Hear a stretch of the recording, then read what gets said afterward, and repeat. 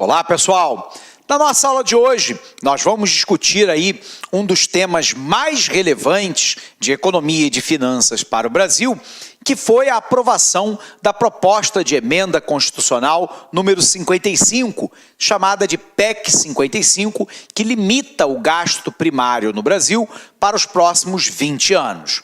Então vamos lá, vamos botar isso na tela para você tentar entender como é que isso funciona.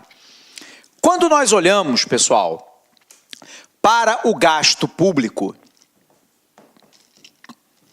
esse gasto público, de maneira genérica, ele pode ser dividido em duas partes. A primeira é o que nós chamamos de gasto primário. Esse gasto primário inclui, por exemplo, o pagamento do funcionalismo, da saúde, educação, etc. E do outro lado, nós temos o chamado gasto financeiro. Esse gasto financeiro inclui lá o pagamento do principal, dos juros e comissões da dívida pública. Então, qual é a grande questão, né? Nós sabemos que o governo do presidente Temer, ele se orienta, ao menos em parte, por uma teoria econômica que nós chamamos de neoclássica, que tem uma vertente defendida pelo chamado Consenso de Washington, que era um conjunto de medidas propostas pelo FMI, pelo Banco Mundial e pelo Banco Central americano, que propunha basicamente medidas de austeridade fiscal e mudança no papel do Estado. As medidas de austeridade fiscal incluíam aí a redução do gasto público, o aumento da tributação, a responsabilidade fiscal, tentando reduzir o déficit público, o endividamento e a relação dívida-PIB. Ao mesmo tempo, propunha a mudança do papel do Estado, de um Estado produtor, provedor, né, de um Estado interventor da atividade econômica, que marca o Brasil de 1930, no governo Getúlio Vargas, até a década de 1980, para um Estado que seja agora um Estado mínimo, um Estado minimalista, cuidando apenas de funções típicas de governo, como, por exemplo, a emissão da moeda e o controle da sua circulação, a garantia da soberania nacional e da segurança interna, garantia dos contratos, dirimir, né, conflitos baseados na lei, garantia do direito de propriedade e a tentativa de estabilização dos indicadores macroeconômicos. A tese é de que todo o resto pode e deve ser passado para a iniciativa privada. A iniciativa privada, então, é entendida como aquela que tem maior eficiência, maior eficácia, maior efetividade na sua atuação. A ideia, portanto, era a mudança do papel do Estado, de um Estado produtor, provedor, né, de um Estado empresário, para um Estado apenas regulador da atividade econômica. Somados a isso, vem a ideia da desestatização, da privatização, da venda de patrimônio público, da concessão, que é quando a titularidade permanece nas mãos do Estado, mas a exploração econômica vai para a iniciativa privada, e da autorização da prestação de serviços ao público, né, por parte do governo em direção à iniciativa privada. A proposta é de uma liberalização do mercado e, portanto, da desregulamentação, né, do mercado trabalhista e do mercado financeiro. Trata-se lá de abertura comercial para o produto importado e para o investimento direto estrangeiro. Dentro desse contexto, né, o governo Temer sanciona, por exemplo, a nova, né, regulamentação do mercado de trabalho brasileiro, com uma ampla, abre aspas, reforma trabalhista em relação à consolidação das leis do trabalho, a CLT.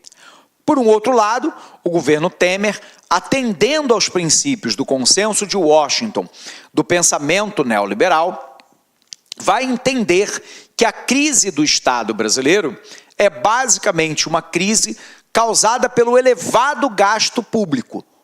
O problema é que isso é vendido para a população sem que a população tenha noção disso aqui. Existe uma diferença entre o gasto primário e o gasto financeiro. O gasto primário é aquele que atende à demanda do conjunto da sociedade. Por exemplo, em saúde, educação, previdência social, assistência social, segurança pública, soberania nacional, preservação e conservação ambiental, habitação, mobiliário urbano, mobilidade urbana e por aí vai.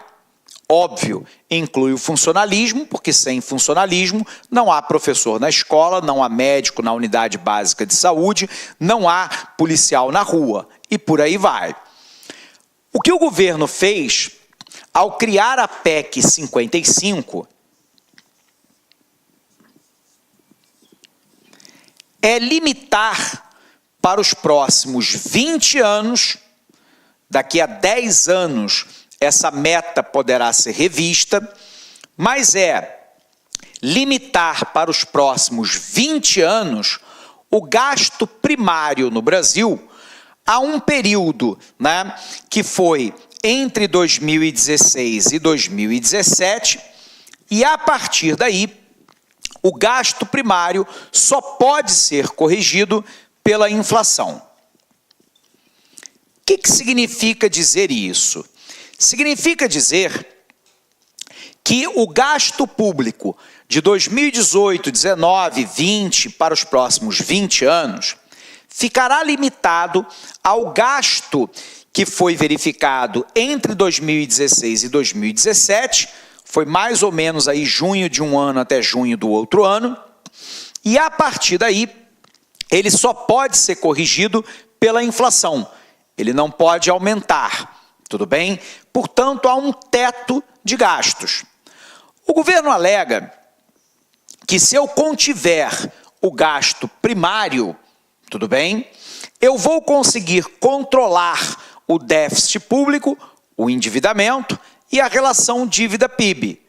Quando eu controlar, né, o gasto público primário, isso vai permitir a queda da taxa de juros futura no país. Porque se o governo vai sugar menos recursos privados internos e do resto do mundo para financiar o seu déficit, em tese, eu terei uma maior disponibilidade de fundos emprestáveis para financiar o consumo e o investimento, o que, em tese, traria mais crescimento econômico para o futuro do país. Portanto, ele atende àquele princípio da austeridade fiscal. Nós temos, no entanto, nessa fala, ao menos dois problemas que não foi dialogado e dito para a sociedade brasileira. Primeiro problema, você tem lá um teto de gastos, o que significa dizer, a priori, que se o governo quiser aumentar a despesa numa determinada área, necessariamente ele terá que tirar de outra. Porque mesmo que haja aumento da arrecadação causado pelo crescimento econômico, o gasto público não pode aumentar. Tudo bem? Então, qual é o problema? Vamos citar um exemplo prático. O governo declarou a intervenção na segurança pública do estado do Rio de Janeiro e colocou um general de exército, o comandante militar do leste, o general Braga Neto, como interventor. O general nomeou, né, o chefe, o secretário, né, de Segurança Pública do Estado do Rio de Janeiro, o general Richard Nunes. E aí ambos estão lá olhando a questão da segurança do Rio de Janeiro. Fizeram um planejamento e chegaram à conclusão que precisam de 3,1 bilhão de reais de investimento na segurança pública do Rio de Janeiro, que passa, né, desde o colete à prova de bala do policial, da munição do armamento da viatura, da reforma do sistema penitenciário, do investimento na formação do policial, fora todas as outras atividades. Eles precisam de 3,1 bilhão. O governo Temer disse agora que só tem 1 bilhão para dar. E a pergunta é por quê? Porque é simples. Independente da receita tributária estar aumentando com a volta, ainda que lenta, do crescimento econômico, o governo não pode estourar o teto, que está congelado pelos próximos 20 anos. Portanto, se eu tiver... Olá, meus amigos, minhas amigas, sou o professor Luiz Antônio Carvalho e com muito prazer, muito orgulho, peço licença para vocês aí para apresentar o nosso módulo Nossa Isolada do professor Alex Mendes, né? O professor Alex Mendes, professor que dá lá concursos há 4 anos, nosso professor titular de atualidades.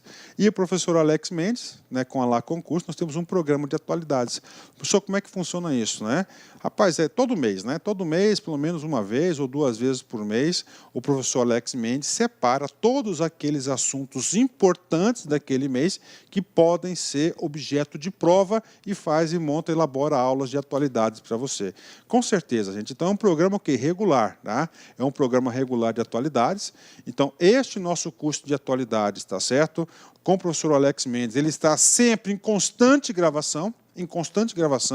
Por exemplo, né, quando teve lá, o professor tinha gravado uma semana, aí na outra semana teve a notícia e a efetivação, né, da prisão do Lula. O que aconteceu? O professor Alex Mendes, na outra semana mesmo, né, ele já providenciou a aula e já atualizou o curso de atualidades, né?